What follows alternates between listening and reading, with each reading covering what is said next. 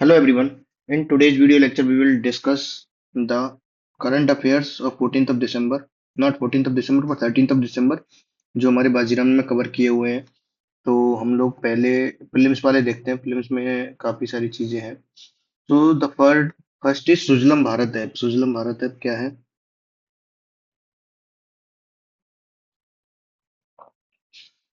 Recently the union minister of जल शक्ति launch the Sujalam Bharat app. ये क्या है? डिजिटल इनिशिएटिव है जो हमारी रूरल ड्रिंकिंग वाटर गवर्नेंस को that will transform rural drinking water governance.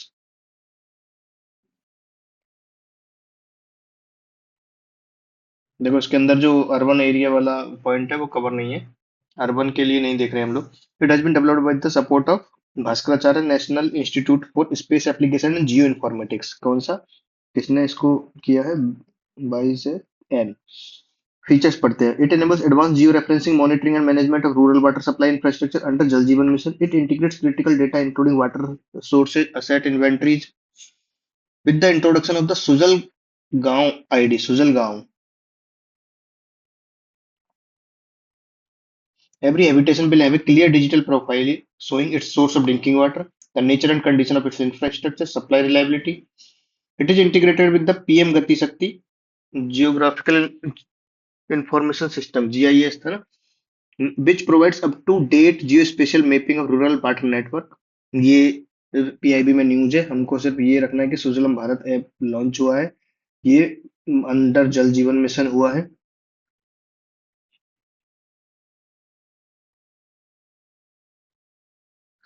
और मिनिस्ट्री ऑफ जल शक्ति ने किया है to monitor rural drinking water supply. ठीक है, तो हम लोग इसके नोट्स बनाएंगे बाद में। पहले बाकी चीजें पढ़ते हैं। दूसरी चीज हमारी आई है मैक्सिको के बारे में। मैक्सिको ने क्या किया है अभी?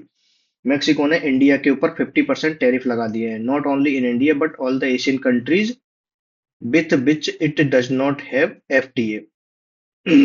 कुछ लोग बोल रहे हैं कि इन्होंने 2024 में सेम ये जो लॉ लेके आए थे 5% से 50% तक, और उसी का एक्सटेंशन है जो ये इन्होंने अभी सीनेट में पास हुआ है। तो recently the Mexico senate approved tariff of up to 50% on imports from Asian countries including India.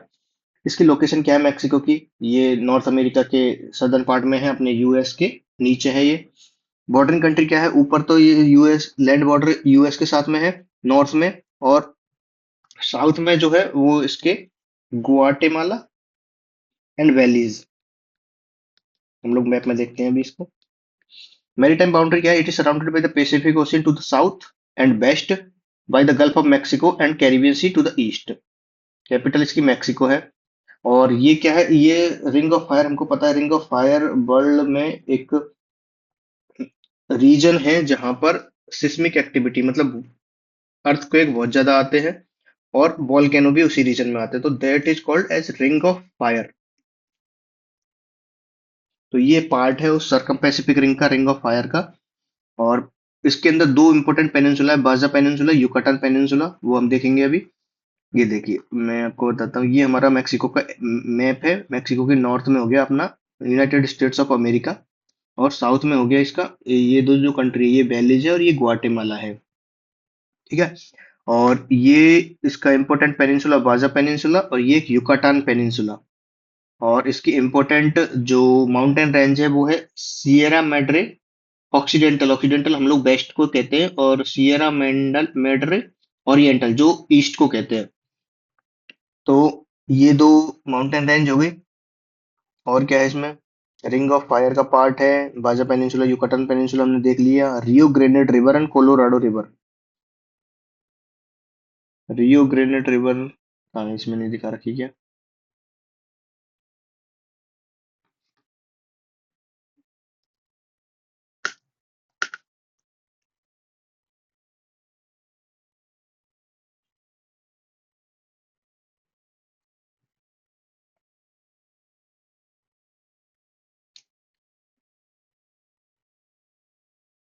इसमें भी नहीं है। ठीक है, नाम से हम लोग याद रखते हैं इसको, Rio Grande river, Rio Grande river and Colorado river, lake Chapala, lake Cuitzeo, और मेजर माउंटेन है सियरा मैड्रे, हमने देखी थी, वेस्ट में भी है और ईस्ट में भी है। तो हम लोग इसके शॉर्ट नोट्स बना देंगे मैप के हिसाब से। हम लोग इसको अलग, देखो हम लोग जो हमारे वर्ड फाइल में हम लोग नोट्स बना रहे हैं उनको अलग अलग सेक्शंस में डिवाइड करेंगे। जैसे रिपोर्ट्स इंडिसेज आती जाएंगी तो हम रिपोर्ट इंडिसेज में डालेंगे, कुछ मैप की चीजें हैं तो मैप की चीजें हम एक अलग से सेक्शन बना लेंगे, उसके अंदर डालेंगे। एनवायरनमेंट से रिलेटेड अभी हम लोग साथ में करेंगे सारा, बाद में उसको रिस्ट्रक्चर कर लेंगे। तो what is the capital of the Mexico? It is Mexico City. Which mountain range runs along the western coast of Mexico? Sierra Madre Occidental. Hard corals, एक major new assessment by the global coral reef monitoring network. क्या है coral reef का? इन्होंने कुछ assessment किया है, global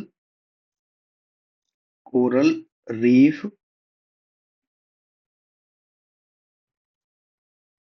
monitoring network has reported a dramatic decline in hard coral population across the Caribbean।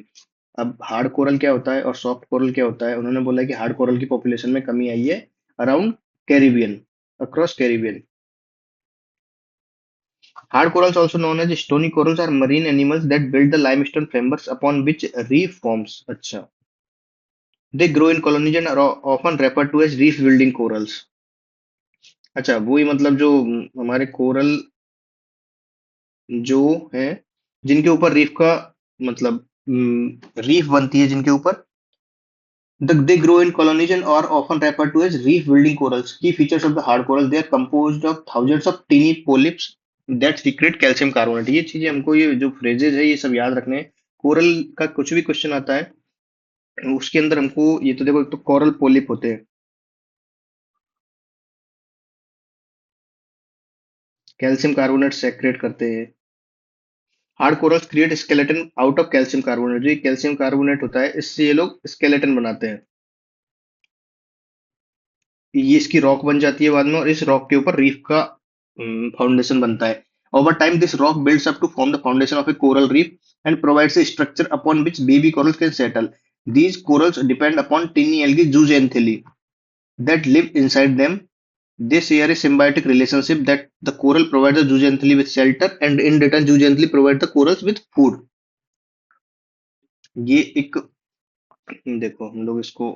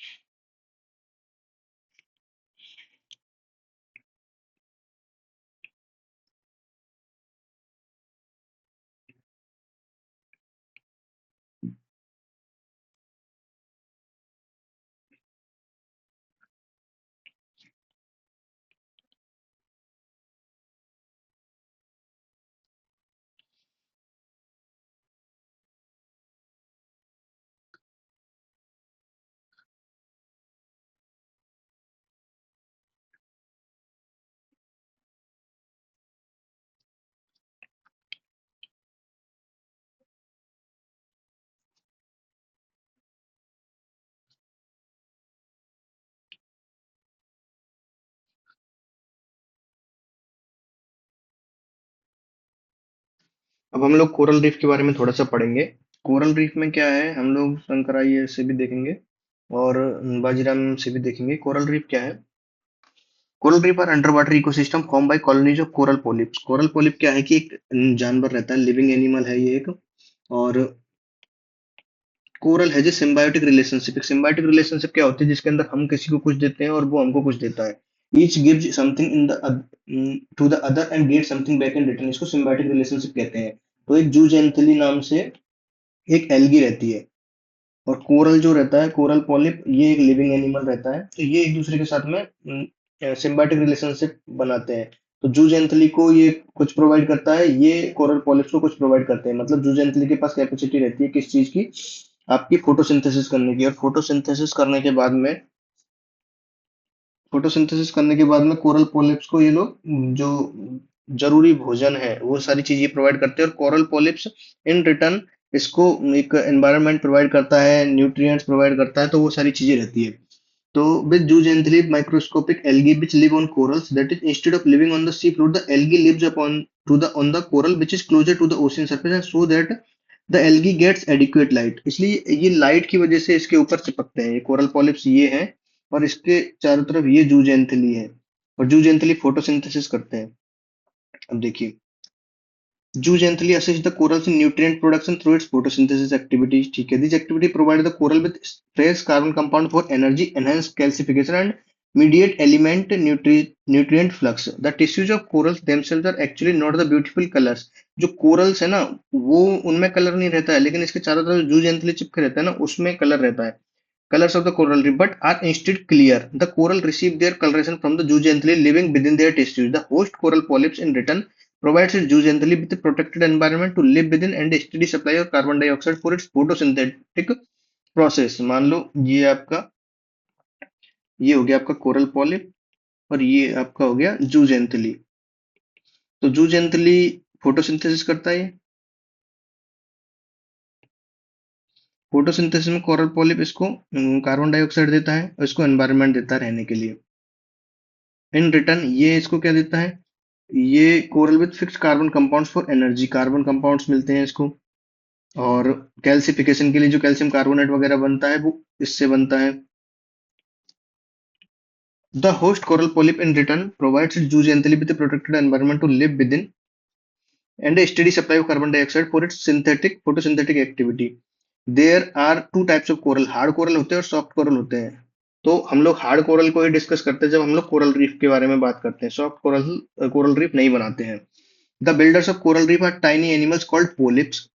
As these polyps thrive, grow, then die, they leave their limestone calcium carbonate skeleton behind. The limestone is colonized by new polyps. Therefore, a coral reef is built up of layers. जैसे पहला coral polyp था, ये मर गया, इसके ऊपर आगे coral polyps आ गए, फिर उन्होंने जूजेंथली चिपक गए उनके ऊपर, ये मर गए, इसके ऊपर और आकर के, तो इस तरीके से ये लेयर बनती जाती है। Coral reef is built up of layers of these skeletons covered ultimately by living polyps. The reef building or hermatypic corals can form a wide range of shapes. Coral reef may be branched, table-like, or look like massive cups. While the majority of coral reefs are found in tropical and subtropical water, there are also deep water colors. Corals in colder region, ये एक important चीज है जो हमको याद रखनी है। कभी कभी क्वेश्चन आ सकता है कि हमेशा जो कोरल रीफ है वो सिर्फ जो ओशियन सरफेस के आसपास ही मिलते हैं कि नहीं, जो कोल्ड वाटर के जो रीजन है उसमें डीप सरफेस में भी हम लोगों को कोरल मिल सकते हैं, coral reefs. Features, they occur in shallow tropical areas where the sea water is clean, clear, and warm. The coral reef cover in Indian waters is roughly estimated up to 19,000 square kilometre. और coral reef को एक coastal ecosystem है, ये एक बहुत मतलब one of the biggest coral reef से जो सिस्टम है, ये एक इकोसिस्टम है, मरीन इकोसिस्टम। इसकी बायोलॉजिकल डाइवर्सिटी भी बहुत हाई है। The high productivity is owing to the combination of its own primary products and support from its surrounding habitat. Reef building corals are a symbolic association of polyps and zooxanthellae. Zooxanthellae हमारा algae है और ये हमारे coral animals हैं।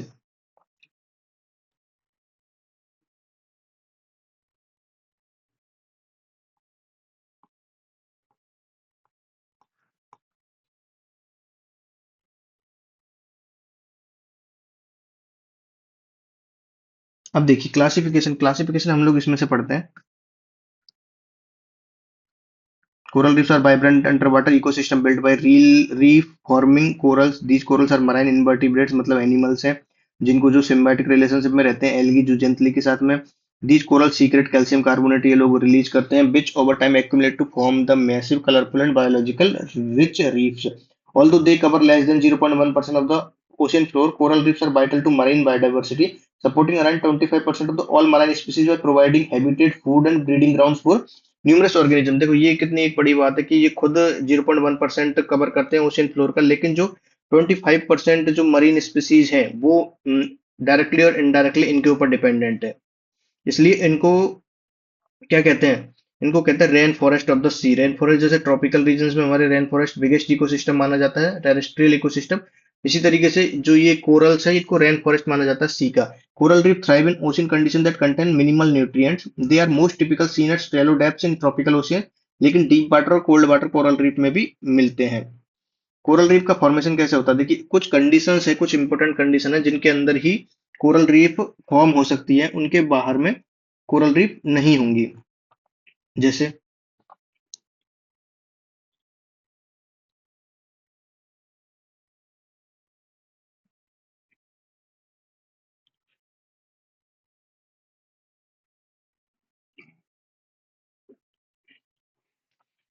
इसमें से देखते हैं, टेम्परेचर, जो ऑप्टिमल वाटर टेम्परेचर है, वेरी फ्रॉम 29 23 डिग्री से 29 डिग्री तक, because they have restricted temperature tolerance. मतलब अगर इससे कम हो जाएगा तो भी वो मर जाएंगे, इससे ज्यादा हो जाएगा तो भी वो मर जाएंगे।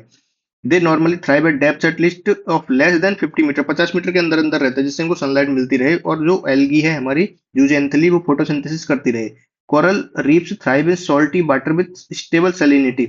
इनकी एक सैलिनिटी की भी लिमिट रहती है कि इससे ज्यादा सैलिनिटी हो गई तो ये भी मर जाएंगे। Clear water ways allow sunlight to reach the symbiotic algae for photosynthesis. तो हमारा क्लियर वाटर होना चाहिए इसके अंदर। तो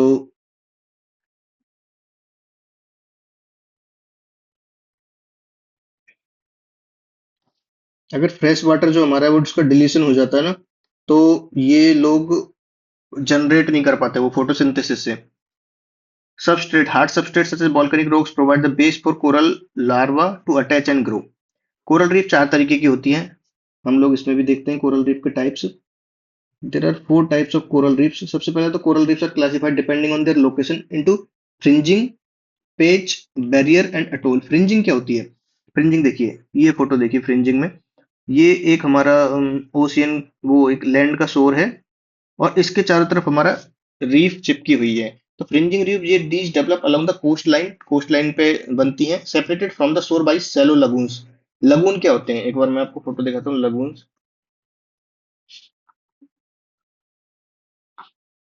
ये देखिए लगून, ये इस तरीके से है कि आपका जो बड़ी वाटर बॉडीज है उससे एक छोटी वाटर बॉडी कनेक्ट रहती है और वो मतलब उससे डिटैच हो जाती है एक किसी भी चीज से। जैसे लगून की डेफिनेशन देखिए,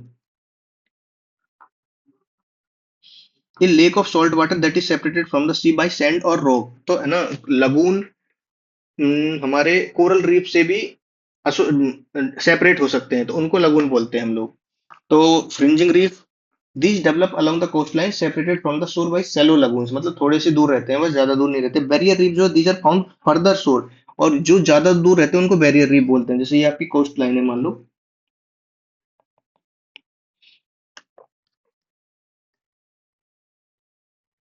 एक हमारी कोस्ट लाइन है,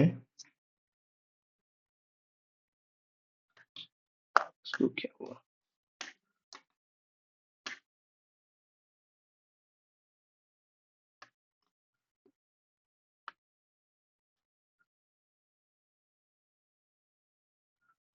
एक हमारी कोस्ट लाइन है, ये कोस्ट लाइन है, अगर इसके पास में ही है थोड़ा सा स्पेस लेकर के फ्रिंजिंग रीफ है, तो वो फ्रिंजिंग रीफ है। अगर जो कोस्ट से ज्यादा दूरी पर है वो आपकी बैरियर रीफ है। जो और बैरियर रीफ का हमारा सबसे बड़ा बैरियर रीफ कौन सी है? तो great barrier reef of Australia. Australia के अंदर क्वींसलैंड आइलैंड पे जो द ग्रेट बैरियर रीफ है वो इसकी टाइप की बिगेस्ट।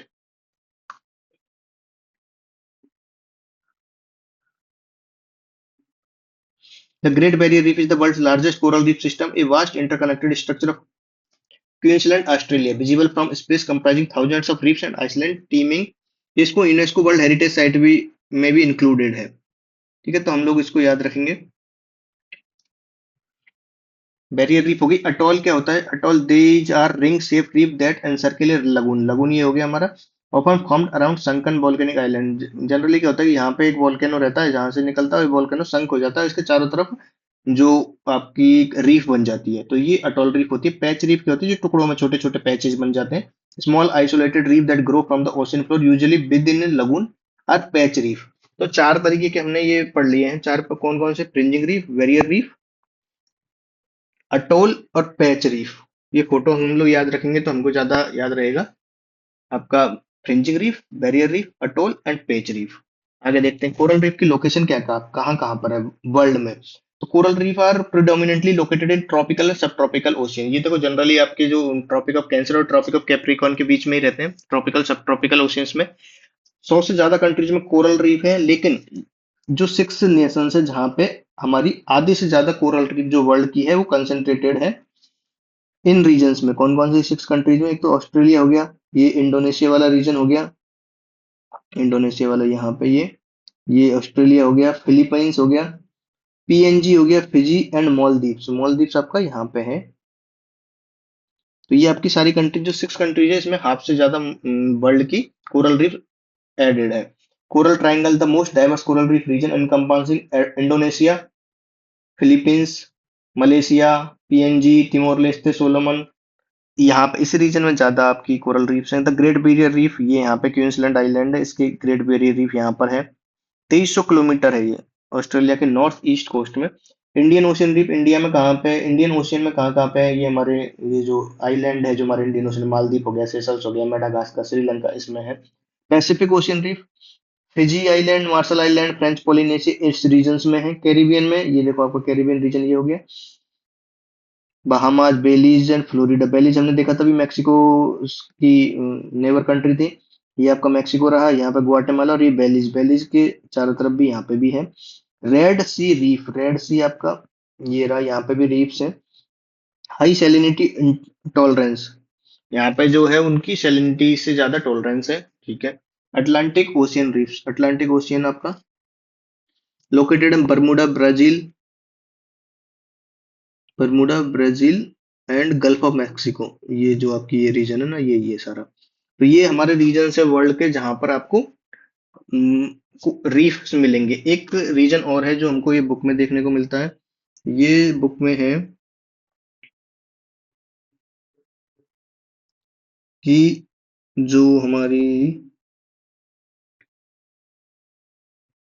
जो कोल्ड वाटर वाली रीफ्स है ना, cold water reefs, cold water coral habitat deep cold water, the UNEP report that there are more cold water reefs worldwide than tropical reefs. अभी हमको इनके बारे में ज्यादा पता नहीं है क्योंकि ये डीप वाटर में है, तो but according to United Nation Environment Programme, world में कोल्ड वाटर रीफ जो डीप वाटर में है वो ज्यादा है हमारी surface level reefs से।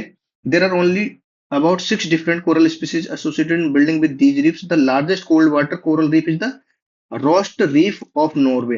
रोस्ट रीफ जो है नॉर्वे के पास में है वो हमारी कोल्ड वाटर रीफ है।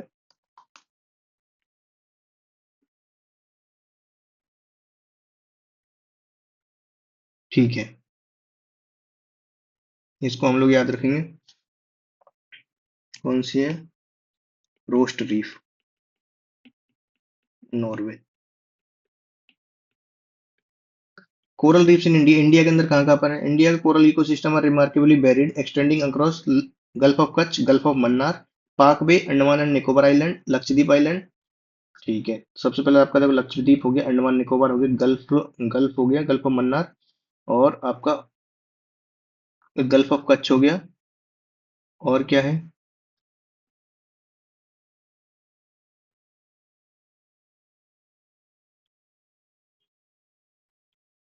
पाक बे corals are known for their shallow fringing reefs.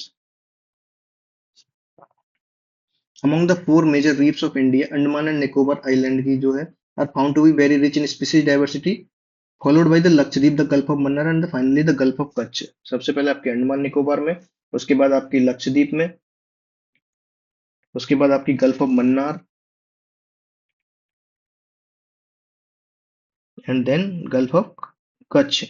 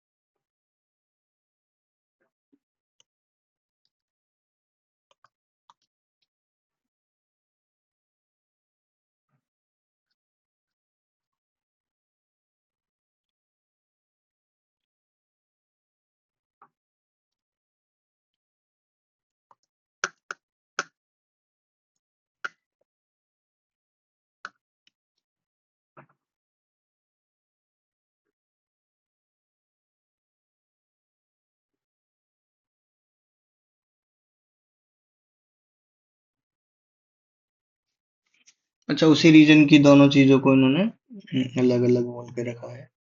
ये आपकी गल्फ ऑफ मन्नार है, ये रही, और ये आपकी पाक स्ट्रेट है, पाक बे। तो इस रीजन में भी आपकी कोरल रीफ मिलती है। तो मेन रीजन कौन कौन से है आपका? इधर की साइड अंडमान निकोबार, लेफ्ट में आपका लक्षद्वीप, ये आपकी coral reef in the Gulf of Mannar and पाक बे, और उसके बाद में गल्फ ऑफ कच्छ। तो ये चार मेजर रीजन है।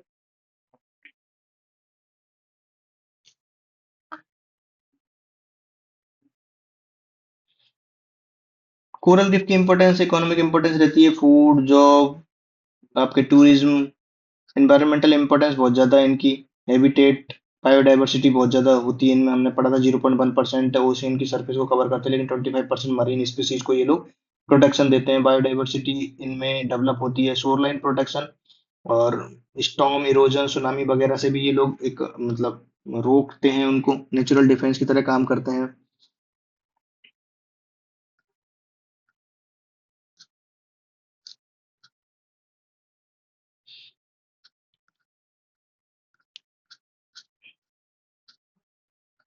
तो देखिए, हम लोग एक चीज और पढ़ते हैं इसमें, कोरल ब्लीचिंग। कोरल ब्लीचिंग क्या होती है कि जो हमारी जूं जंतली है वो मर जाती है या फिर उसको अलग हो जाती है, और तो जो आपका कोरल पॉलिप रहता है, कोरल पॉलिप अपना कलर खो देता है, और वो इवेंचुअली डाई मर जाता है।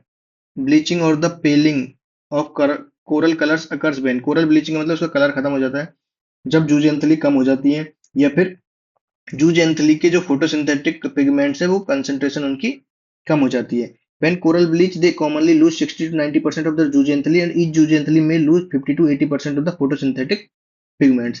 If the stress causing bleaching is not too severe and if it decreases, यदि जो स्ट्रेस ब्लीचिंग क्यों हो रही है, स्ट्रेस होता है कुछ चीज का, कुछ कुछ रीजन है जिसकी वजह से कोरल ब्लीचिंग स्टार्ट होती है। जैसे मान लो आपका ये है आपका टेम्परेचर, ये रहा। मैं अभी रीजन्स आगे पढ़ता हूँ, पहले इसमें क्या क्या प्रोसेस होती है कोरल ब्लीचिंग में। यदि जूज एंथली का जो लॉस हो जाता है, the stress continues and depleted zooxanthellae population do not recover, coral die. High temperature irradiance stressor have been implicated in the disruption of enzyme system in zooxanthellae and that offer protection against oxygen toxicity। जो हमारा main reason है वो temperature है।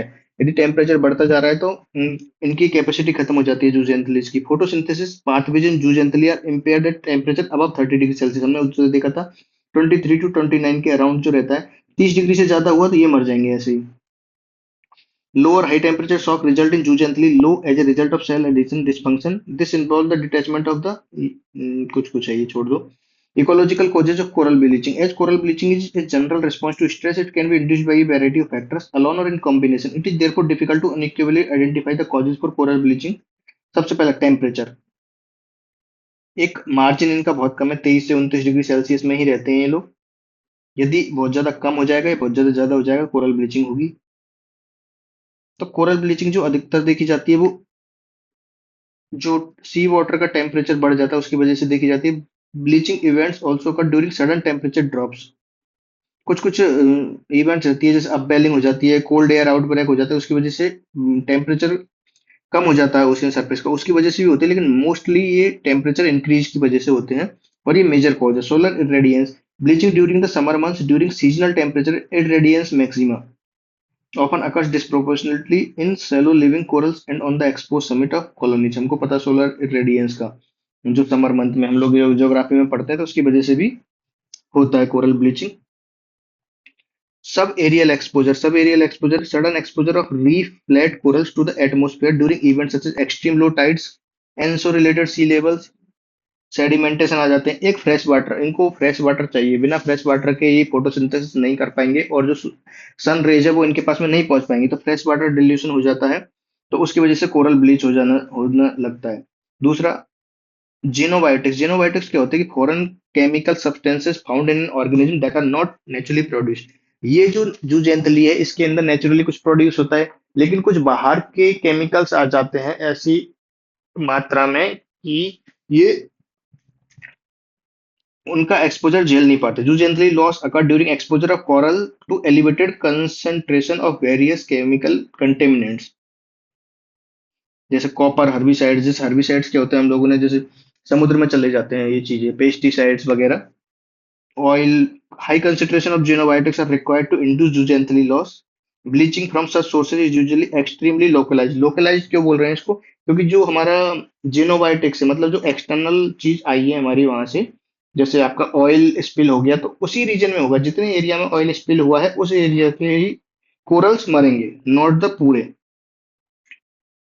अब है एपिजूटिक्स, disease outbreak हो गया। Pathogen क्या होते हैं जो डिजीज फैलाते हैं। Induced bleaching is different from other sorts of bleaching. Most coral disease cause patchy और whole colony death and sloughing of soft tissues. Dead skin को रिमूव करने को स्लाउजिंग कहते हैं। Resulting in a white skeleton. A few pathogens have been identified the cause translucent white tissues a protozoa. मतलब एक disease outbreak हो जाती है, उससे पूरी कॉलोनी की कॉलोनी खत्म हो जाती है। तो ये हमारे रीजन्स थे जिसकी वजह से ecological causes of coral bleaching, जिसकी वजह से कोरल ब्लीचिंग होती है। टेम्परेचर हो गया, हमारा सोलर रेडियंस हो गया, और सब एरियल एक्सपोजर, सेडिमेंटेशन आ गए, फ्रेश वाटर कम हो गया, इनऑर्गेनिक न्यूट्रिएंट्स आ गए, जेनोबायोटिक्स बाहर से कुछ केमिकल्स आ गए, या डिजीज आउटब्रेक हो गया, इसकी वजह से आपकी कोरल ब्लीचिंग होती है।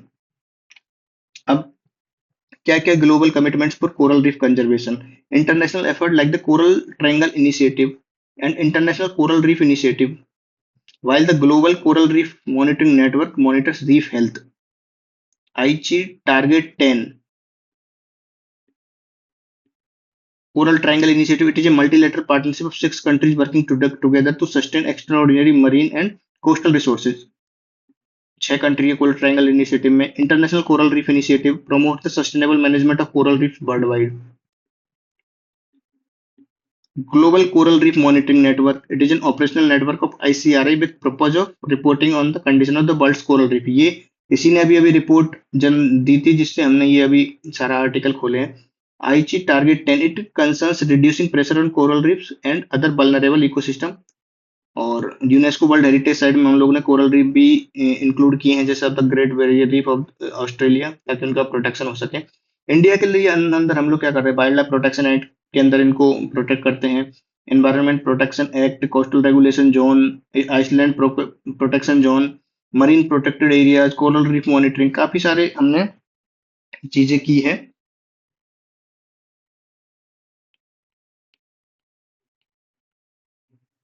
ये global coral reef R&D accelerator platform भी, तो ये चीज हमारी इसमें बुक में नहीं मिलेगी।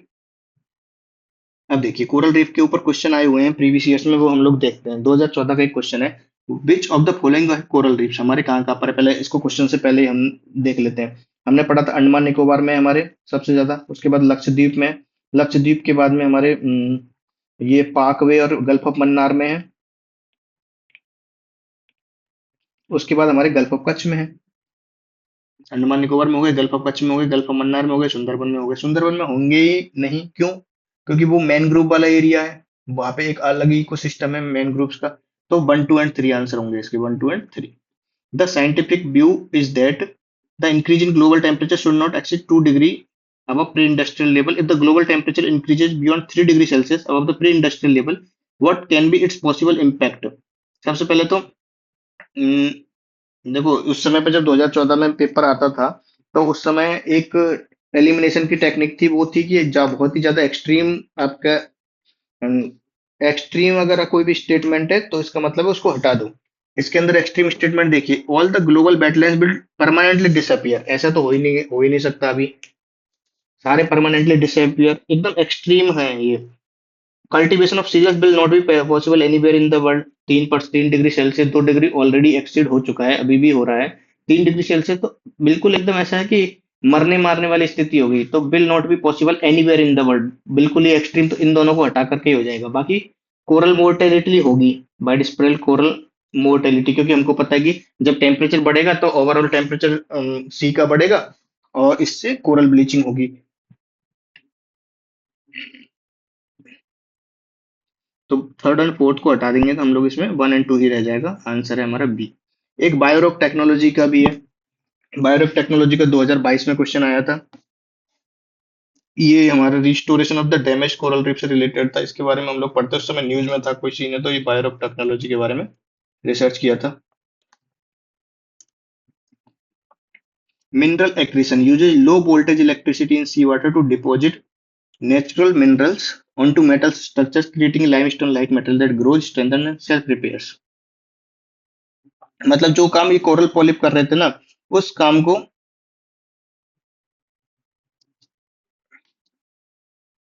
Biorock technology is an innovative process originally invented in 1976 to produce natural building materials in the sea. It is a unique method that allow coral reef and marine ecosystem including seagrass, salt marshes, mangrove and other oyster reefs to survive and recover from damage. तो ये restoration में काम आएगा। ये एक हमको सिर्फ ये देखना था कि बायोरॉक टेक्नोलॉजी हमारा क्या करता है। तो इससे हम लोग ये इस क्वेश्चन का आंसर दे सकते थे। क्वेश्चन का आंसर हमारा हो गया restoration of the damaged coral reefs.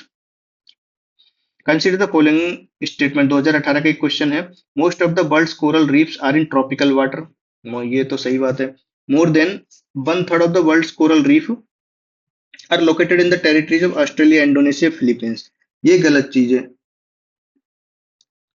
One third Australia, Indonesia और फिलीपींस में ही दे दिए।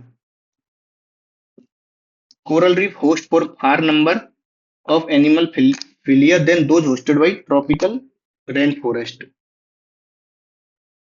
ये बात भी सही है क्योंकि हम लोग इसको rain forest, tropical rain forest बोलते हैं।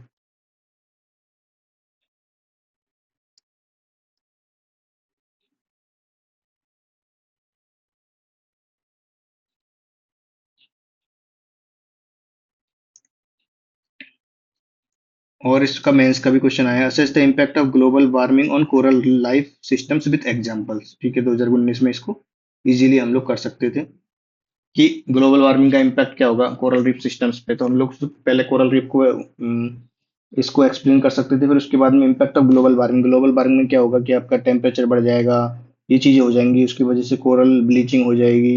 और एग्जाम्पल वगैरह में हम लोग कहीं पे कुछ जो रिसेंट न्यूज में है, जैसे ये क्या था,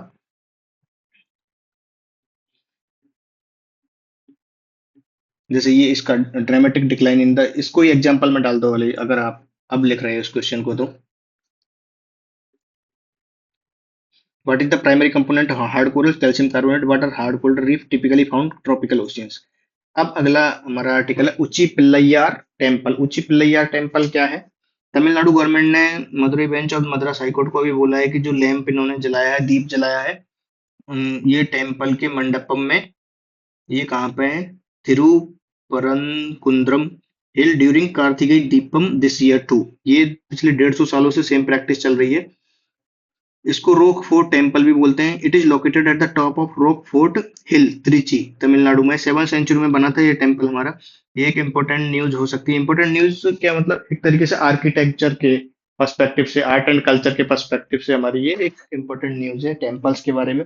7th सेंचुरी का हिंदू टेम्पल है, लॉर्ड गणेश को डेडिकेटेड है। और ये एक इंपॉर्टेंट चीज इसके अंदर क्या है कि एक यूनिक चीज क्या है कि जैसे नॉर्मली टेम्पल बनते हैं वो उस समय पे बनते हैं कि जिस समय मान लो चोलाज ने बना दिया या फिर किसी और ने बना दिया। ये जो टेम्पल बना हुआ है ये एक रॉक पे बना हुआ है।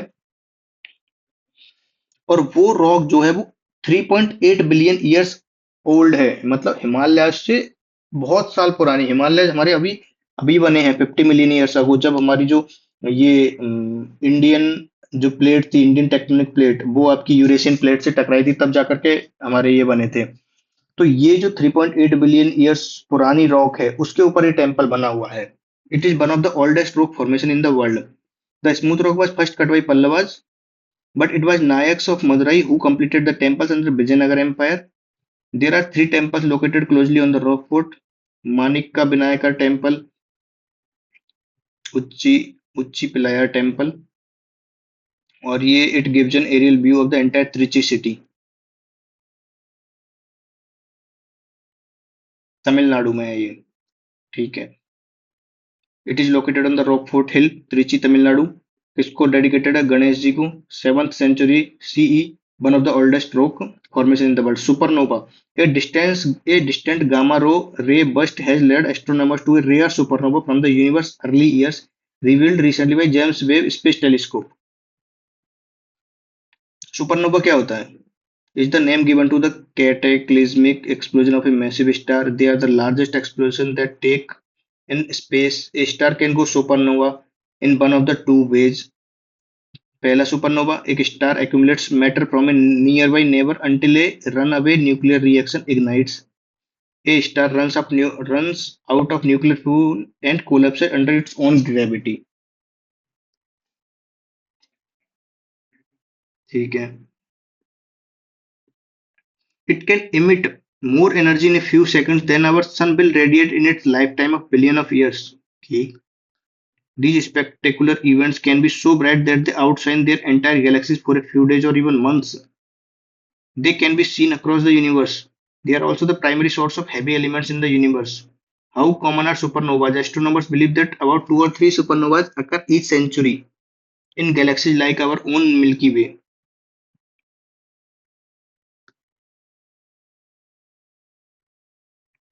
Okay.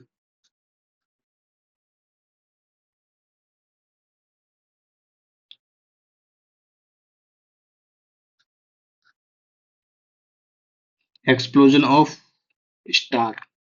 बस इतना याद रख लो. Supernova is the name given to the cataclysmic explosion of a massive star.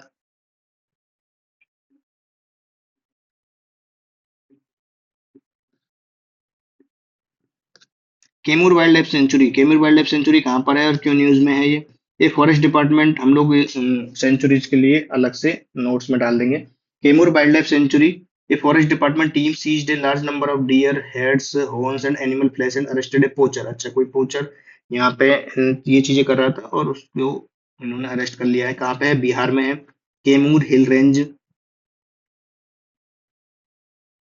Mundeshwari temple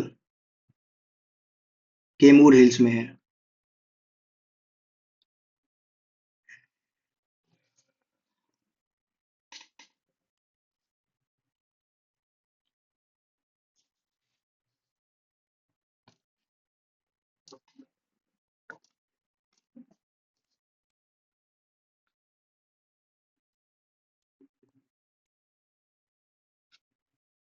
हम लोग उसको इतना ही याद रखेंगे कि बिहार में है, कैमूर में, और एक टेम्पल है वहां पर. Anupam lake. Son river, Karmanasa river. International fund for agriculture development, IFAD. International Fund for Agriculture Development. Recently, the government of India highlighted country's pioneering achievement in rural transformation and development leadership at the IFAD India Day.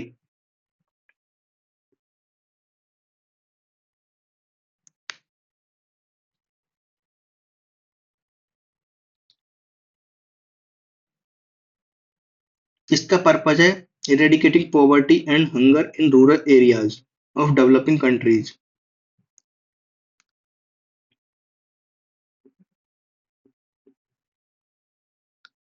Member of UNDP, UN specialized agency है ये.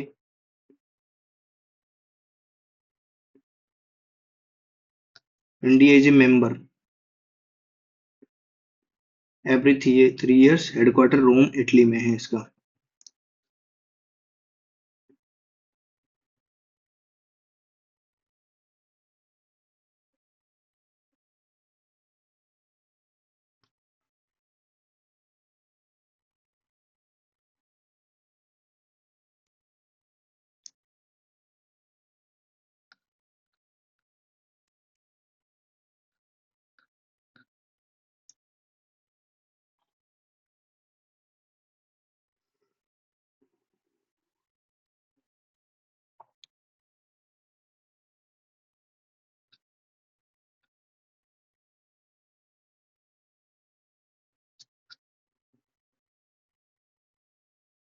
ठीक है.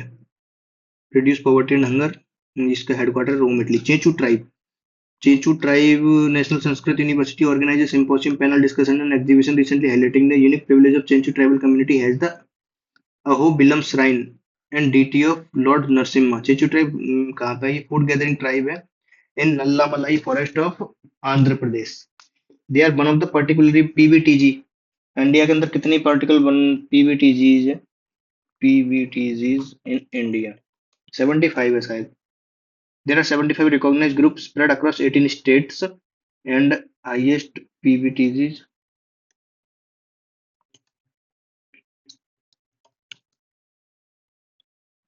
Odisha has the highest number of particularly vulnerable tribal groups in India with 13 distinct communities.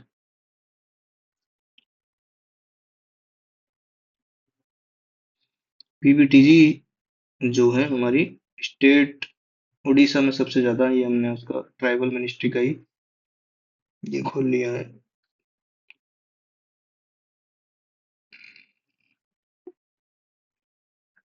Total 75 की list ये रही। 12 आंध्र प्रदेश में, बिहार में आपकी 9, 10 हो गई,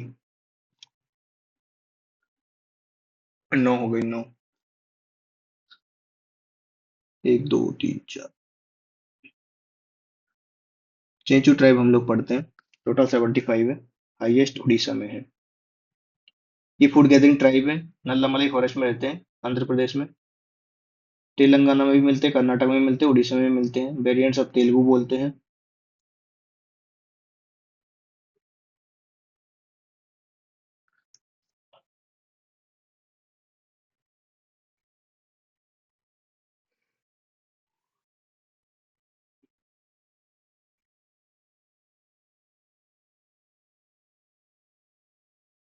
Shri Sailam temple.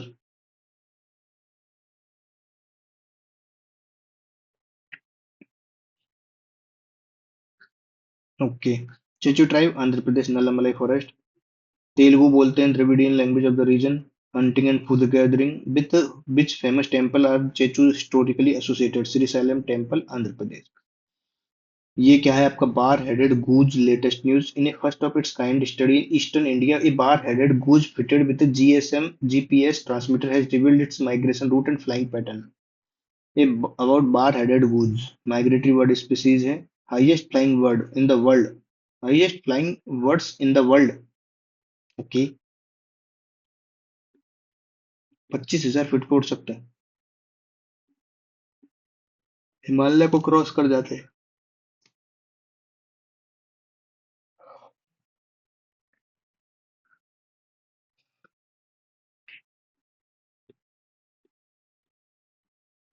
East concern है इसमें। अच्छा, इसकी न्यूज में क्यों? क्योंकि इसमें है ना उन्होंने जीएसएम जीपीएस लगा दी थी। इसका माइग्रेशन का रूट हमको पता चल गया, फ्लाइंग पैटर्न क्या है, कि इतना ऊंचा उड़ता है, 25,000 फीट ऊपर उड़ जाता है, और बहुत ज्यादा ऑक्सीजन और टेम्परेचर लेवल भी एक्सट्रीमली लो है तो भी उड़ जाता है। माइग्रेटरी बर्ड है, ये हाईएस्ट फ्लाइंग बर्ड्स हैं। सेंट्रल एशिया से आते हैं ये लोग। और in India their geographical range extend north east से साउथर्न पार्ट तक भी मिलते हैं। हाई एल्टीट्यूड लेक्स के नियर मिलते हैं ब्रीडिंग सीजन में।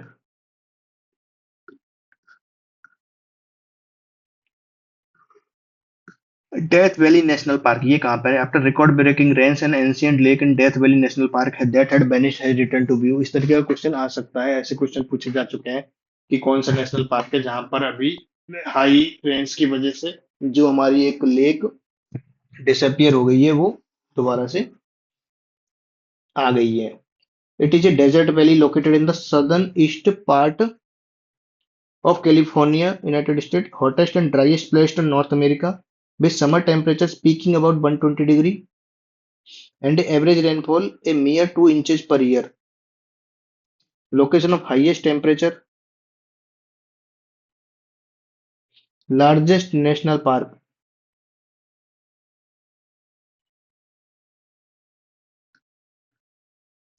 United States में hottest and driest place in North America, highest peak, telescope peak. How was Death Valley formed geologically? By the sinking of a block of land between parallel blocks, faulted mountain range। ये हमारे current affairs थे, films के perspective से। हम लोग इनके notes बना लेते हैं जल्दी जल्दी 5 मिनट में।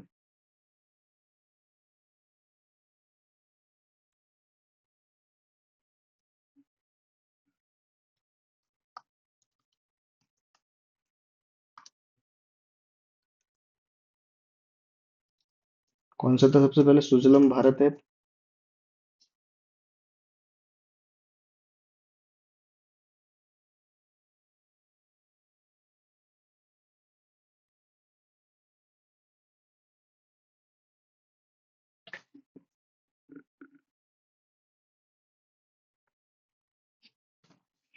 किसने लॉन्च किया है? ये मिनिस्ट्री ऑफ जल शक्ति।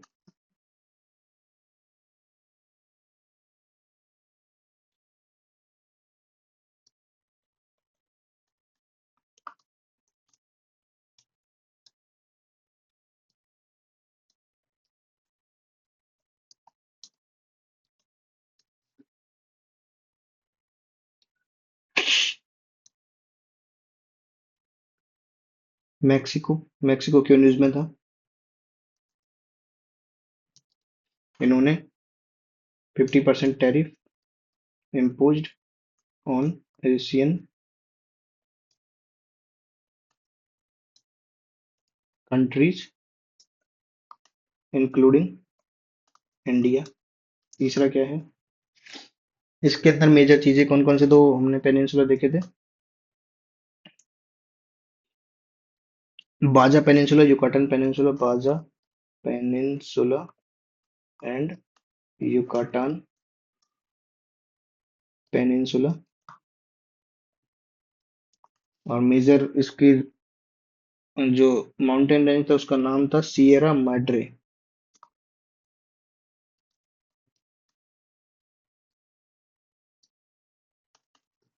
दो रिवर थी, Rio Grande and Colorado river.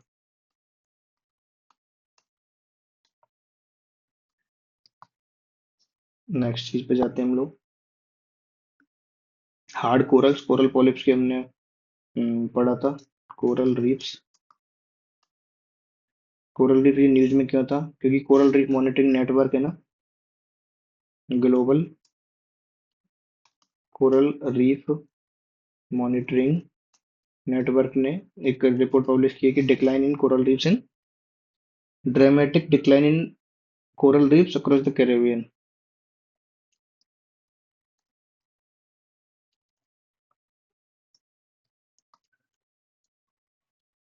ये हो गया हमारा। और क्या चीज है?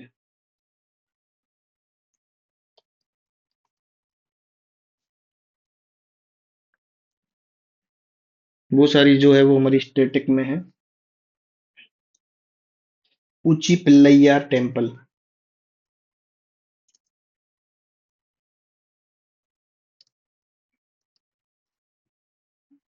कोरल रीफ में वो लिखते हैं, मतलब कोरल ट्रायंगल इनिशिएटिव था। इम्पोर्टेंट इनिशिएटिव्स क्या था? Coral triangle initiative. और कौन सा था?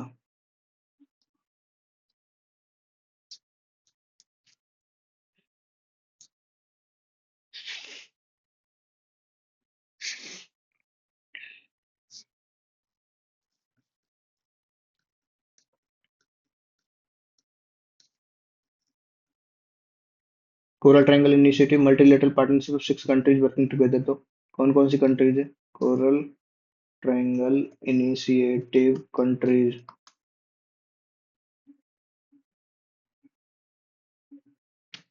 Indonesia, Malaysia, PNG, Philippines, Solomon island, Timor Leste. Okay.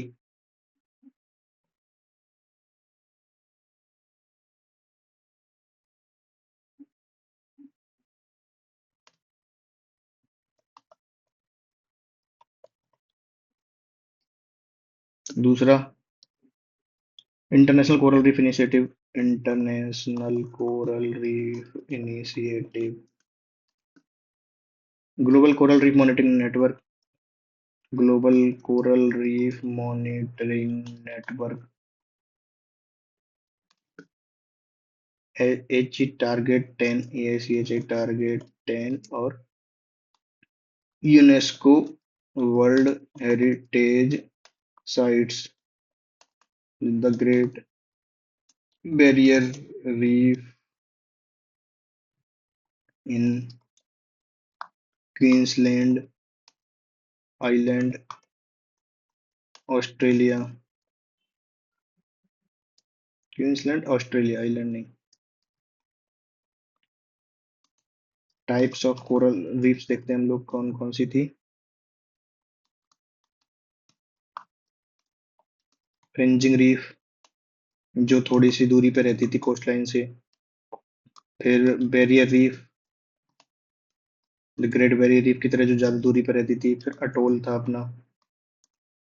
और अटोल के बाद में patch, patch reefs.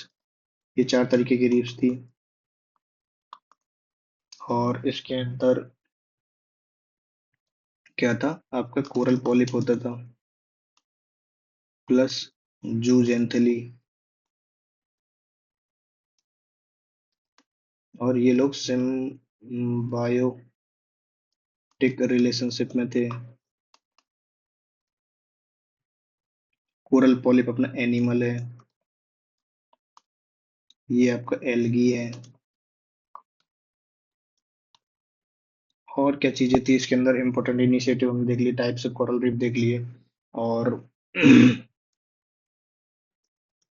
Reasons of coral bleaching,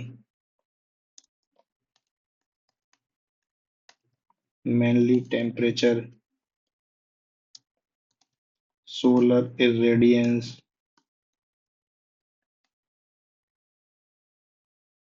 sedimentation, fresh water dilution, जेनोबायोटिक्स। जेनोबायोटिक्स मतलब पता ही है हमको कि बाहर के कुछ भी एपिडेमिक हो जाती है, कुछ भी disease, epizootics, ETC ETC, these are the reasons. और कोरल रीफ के बारे में हमने पढ़ लिया। इंडिया के अंदर साइट्स देखते हैं हम लोग।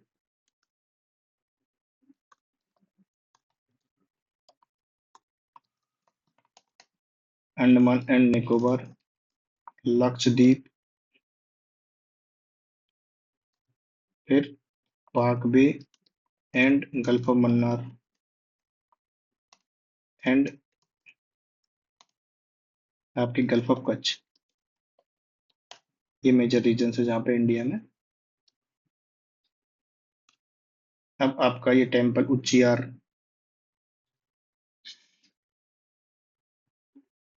उची पिलैया टेम्पल, ये on the rock, rock fort temple है ये,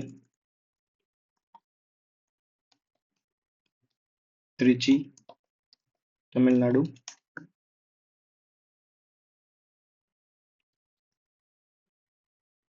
7th century Hindu temple dedicated to Lord Ganesh. जो रॉक है वो 3.8 बिलियन ईयर्स ओल्ड है। One one of the oldest rock formation of the world. अगली न्यूज हमारी, सुपरनोवा। सुपरनोवा ज्यादा ही है, इतना नहीं है। कैमूर वाइल्ड लाइफ सेंचुरी, हम लोग अभी इसको ऐसे लिख रहे हैं, लेकिन जैसे हमारे पास 5-10 वाइल्ड लाइफ सेंचुरी हो जाएंगी या फिर सेम टाइप की न्यूज हो जाएगी, तो हमको एक साथ में उनको क्लब कर लेंगे। Kaimur wild life sanctuary, Kaimur in the Kaimur range of Bihar. और नदी, अनुपम नदी,